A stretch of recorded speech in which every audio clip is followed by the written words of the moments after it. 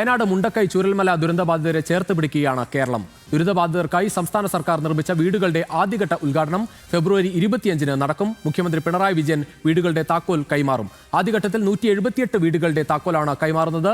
ആദ്യ ലിസ്റ്റിൽ ഉൾപ്പെട്ട 242 പേരിൽ നിന്നാണ് ഗുണഭോക്താക്കളെ നറുക്കെടുക്കുക. വിശദാംശങ്ങളുമായി ലിൻഡോ തോമസ് ചേരുകയാണ്. ലിൻഡോ, വലിയൊരു ദുരന്തം കണ്ട ആളുകളാണ്, അവരെ ചേർത്ത് പിടിക്കുകയാണ് കേരളം. ഏറ്റവും ഒടുവിൽ അവർക്ക് ആ വീട് യാഥാർത്ഥ്യമാവുകയാണ്.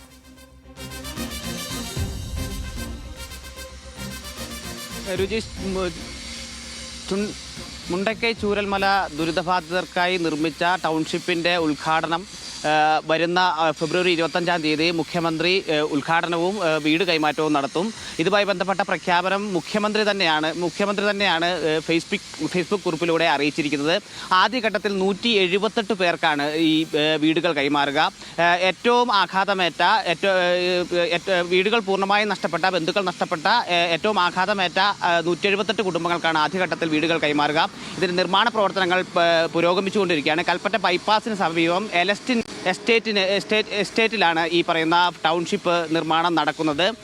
നിലവിലെ സാഹചര്യത്തിൽ ആകെ 410 വീടുകളാണ് ആകെ നിർമ്മിച്ചു നൽകുന്നത്. അതായത് 178 വീടുകൾ മാത്രമേ ആദ്യഘട്ടത്തിൽ നിർമ്മാണം പൂർത്തിയാക്കി കൈമാറുന്നുള്ളൂ. ബാക്കിയുള്ള വീടുകൾ മഴക്കാലത്തിന് മുമ്പ് തന്നെ ഈ അതിജീവിതർക്ക് കൈമാറുമെന്ന് മുഖ്യമന്ത്രിയുടെ ഫേസ്ബുക്ക് പോസ്റ്റിലൂടെ തന്നെ അറിയിച്ചിട്ടുണ്ട്. നിലവിൽ 242 പേരിൽ നിന്നാണ് 178 പേരെ തെരഞ്ഞെടുക്കുന്നത്, 178 കുടുംബങ്ങളെ തെരഞ്ഞെടുക്കുന്നത്. ഇതുമായി ബന്ധപ്പെട്ട നറുക്കെടുപ്പ് നാളെ മേപ്പാടിയിൽ നടക്കും. രുജീഷ്.